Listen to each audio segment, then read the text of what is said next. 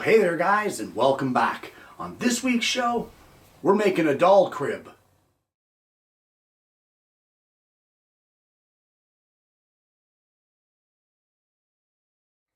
Well, a while back on the show, we made a doll bed, and it was a wonderful project. It received a lot of great response from all of you, but the question was asked, what about a doll crib? And I thought, great project, why not? Let's give it a whirl.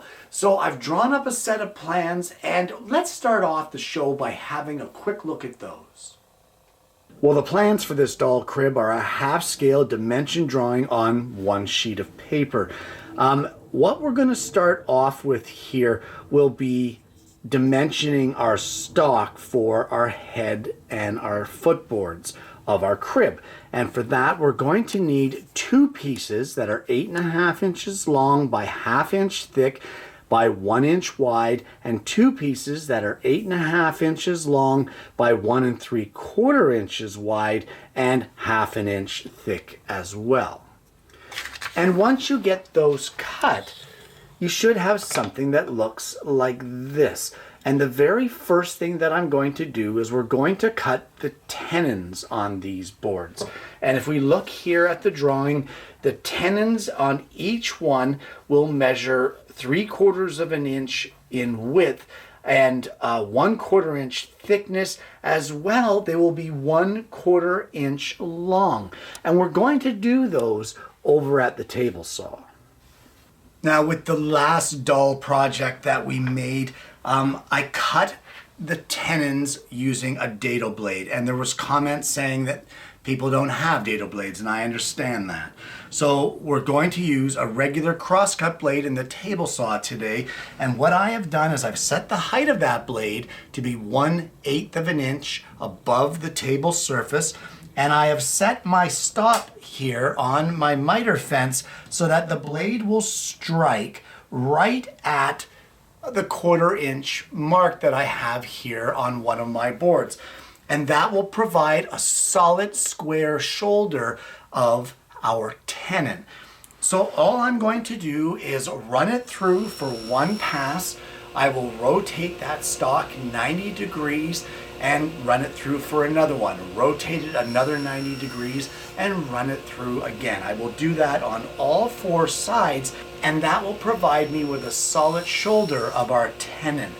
I can do that on both sides of all four of these pieces of stock, and at that point in time, you just have to readjust your stop block and continue to do the process again until you have your tenon cut. Well, the next thing that we need to do is make the marks or the layout for our bars of our crib on our head and footboard. So on one edge of each of our pieces, for starters, we'll put a center line, and then spacing it out every 1 inch, we will place a mark on that center line to represent our bars.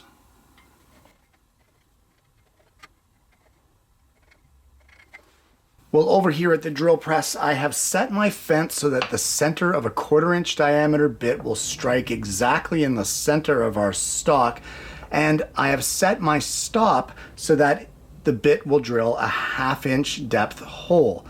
So all I'm going to do is carefully drill each one of these holes in each one of our 8.5 inch long pieces, and then we can carry on with the next step.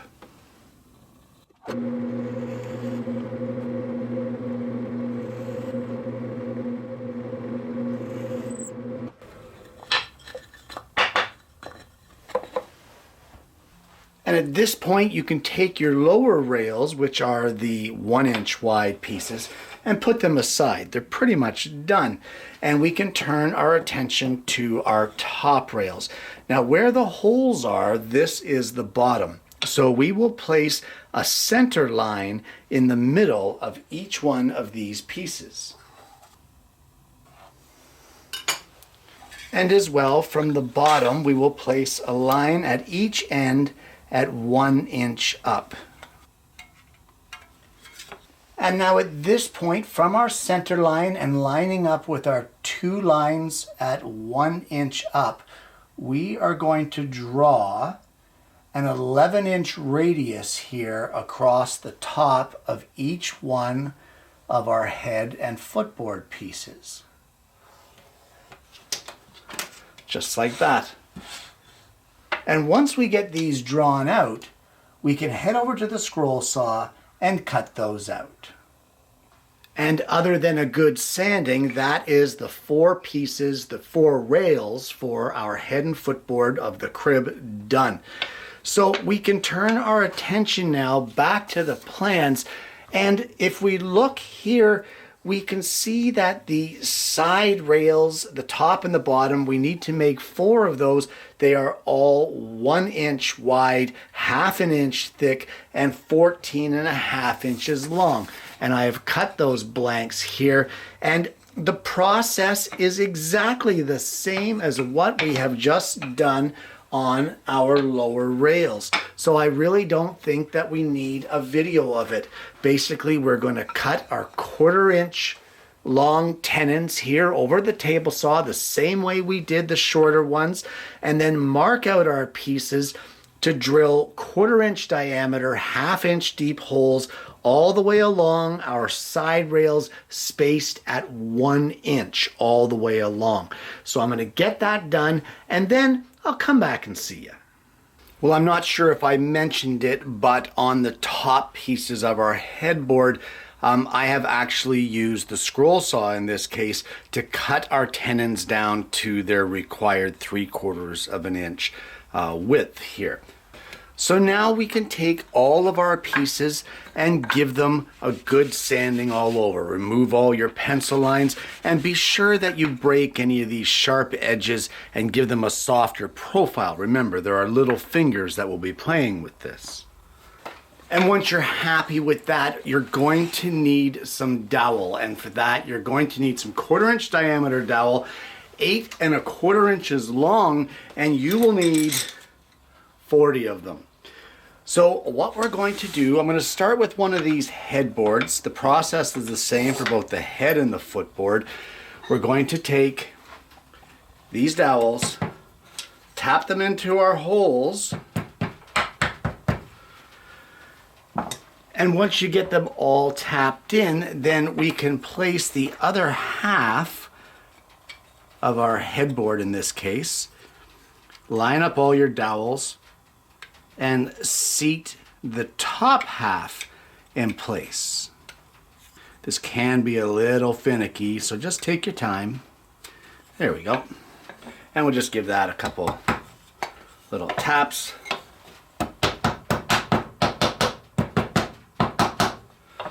And that's it. That there is the headboard or footboard. We're not going to glue these dowels in. These are friction fit.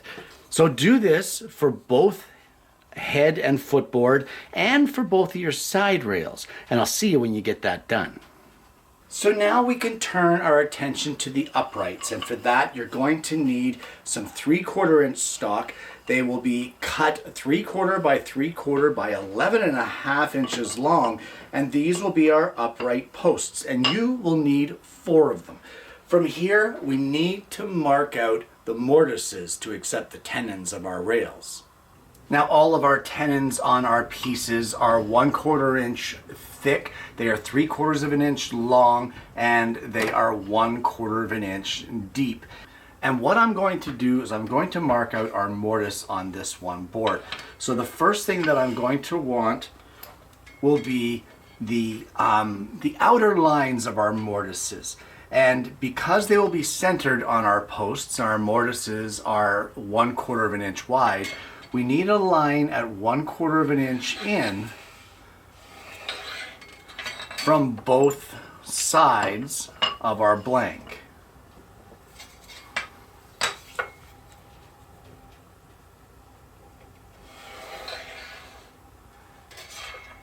And then at the ends where our mortises are going to be, I'm going to draw a center line. The reason for that center line is that we will be hogging out the majority of the material with a 1/4 inch drill bit. So at this point in time, what I want to do is I want to mark where our bottoms and tops are going to be of our mortises. So I'm going to make this end here the bottom of our bedpost. So I'm going to put an X there just so I keep that in mind. And according to the prints, if I look at it, our first mortise starts at 1 1/8 up from the bottom. So I will just place a line right there across that. As well, it is 3/4 of an inch long, so I will measure up another 3/4 of an inch and place the mark for our upper limit of our mortise at 1 7/8 of an inch. Now here's the thing, we can really cut back on our end chopping if we come in from our limits of our mortises on the ends. If we come in 1/8 of an inch, and that will give us the center point of a 1/4 inch drill bit. So instead of 1 1/8, I will put a mark on our center line at 1 1/4, and instead of 1 7/8, I will come up at 1 3/4. That will be the center lines of, or the center point of our 1/4 inch drill bit to be able to hog out the majority of this material. So let's now do our top mortise. This one here is 5/8 of an inch down from the top of our crib rails, or our crib posts. So 5/8 of an inch, and then we need 3/4. And then we are going to do our marks, or for our our drill bit. All right, and there we go. So do those marks on all 4 of your posts. And you should have something that looks like this. But what you may want to do is take your rails and line them up there with your mortises and just make sure that everything fits. So with that being said, now we want to mark for our second mortises. Each end post, those mortises that we just marked, will face each other, which means that on this side we need to have duplicating mortises that will house our head and footboards. So here I have all of our pieces together. You can see the mortises there. They are now facing each other. That means that our other mortises need to go on the inside surfaces here on these pieces. So just ensure that you're marking everything correctly. Do the same layout, and then we're going to hog out the majority of the material with the drill press. Well, I have my fence set so that the drill bit will strike exactly in the middle of the 3/4 of an inch, and I have my depth stop set to give us just slightly more than a 1/4 of an inch depth. So all I'm going to do is, using our lines as guides, I will hog out the majority of this material. And then we can rotate our piece 90 degrees and do the same thing for the other mortise. And we will now do this for each one of our marked mortises. Well, at this point, it couldn't be simpler. We're just going to use a combination of 1/2 inch and 1/4 inch chisels, and we will finish off our mortises here to accept the tenons of our rails. Just like that. And so I'm going to continue on chopping out all of the rest, and then when you get that done, we can give all of these pieces a good sanding.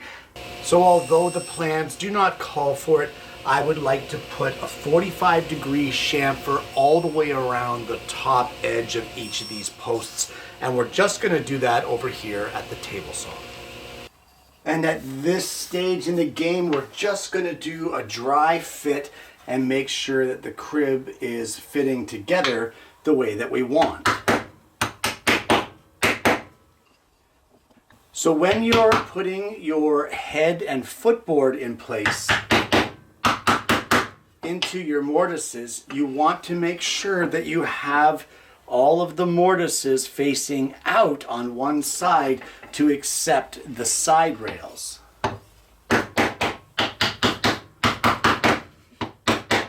And now we'll just test with the side rails in place. Wow, okay, well that is a really nice fit.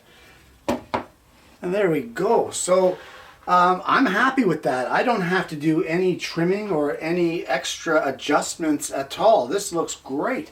So at this point now, we can glue together our crib and clamp it up, set it aside, and let it dry. About the only thing I'm going to do is just like I did in the doll bed, 1/8 of an inch in here on each end. At each mortise and each tenon, I am going to drill and pin a 1/8 dowel in each one of the tenons, just to give it a little extra strength, because our tenons are not quite as long as what they should be for this build. While we're waiting for this assembly to dry, we can glue in our next parts, and what they will be is the mattress support slats.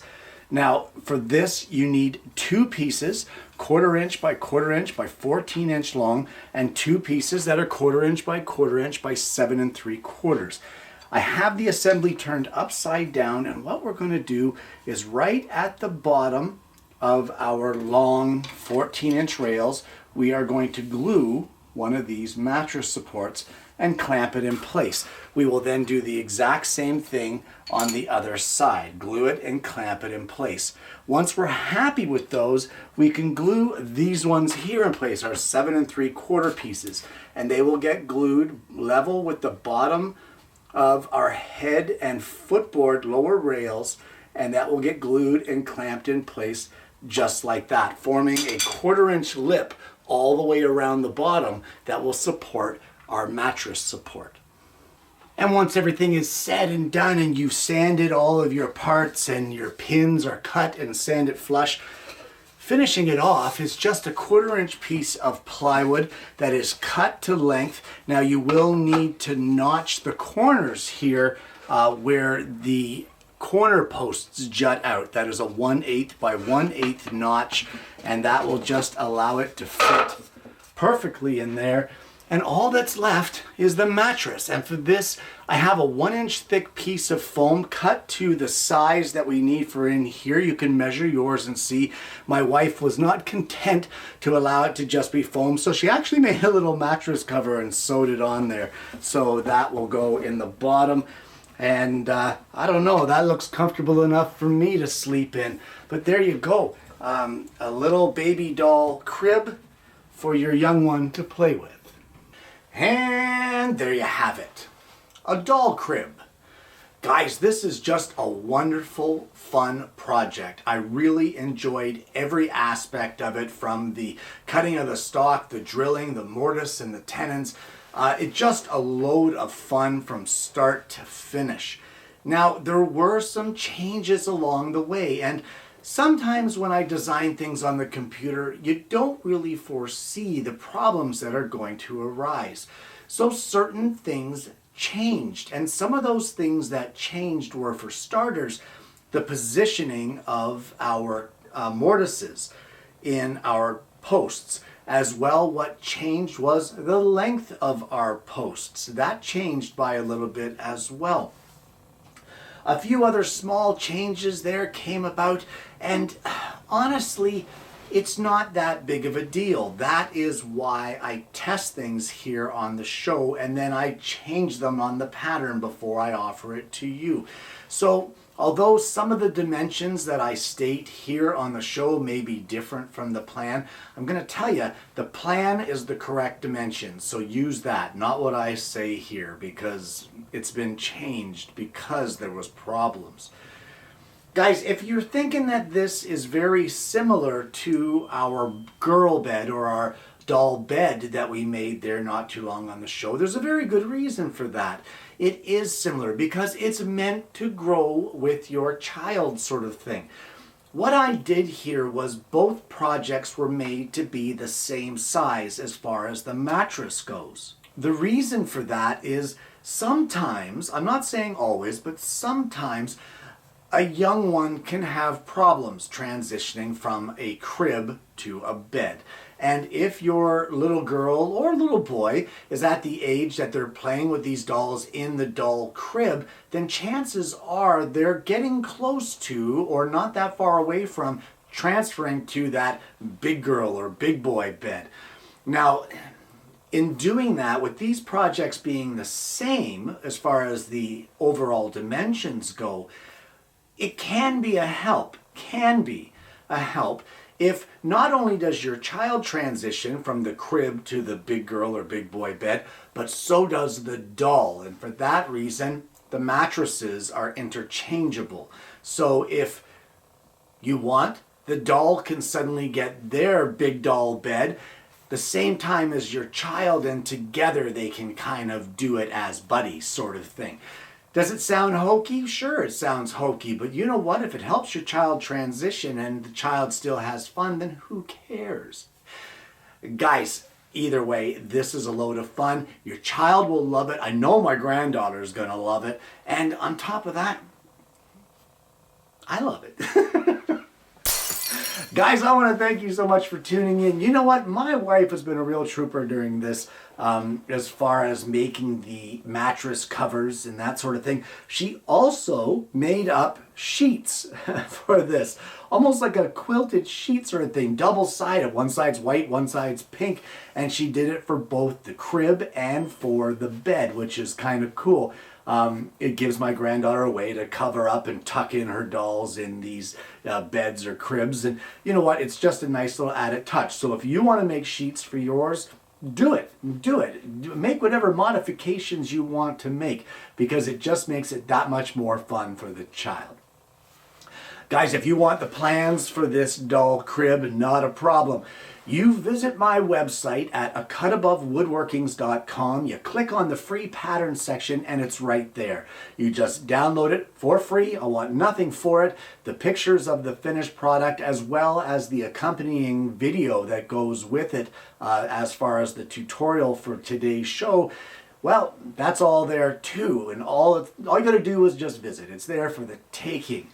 So visit the website, check it out, and enjoy the free pattern. If you haven't already, please consider liking and subscribing to the channel. You click that bell and then you won't miss the notifications of future episodes of the show. This one's been a lot of fun, guys. I hope that you've enjoyed it. I hope you're going to make one of these for your young one. I hope all of you out there that have been requesting girl toys are enjoying these couple of things that I've brought you recently. And more importantly, I hope that you're going to join me again next week, where I bring you yet another woodworking video.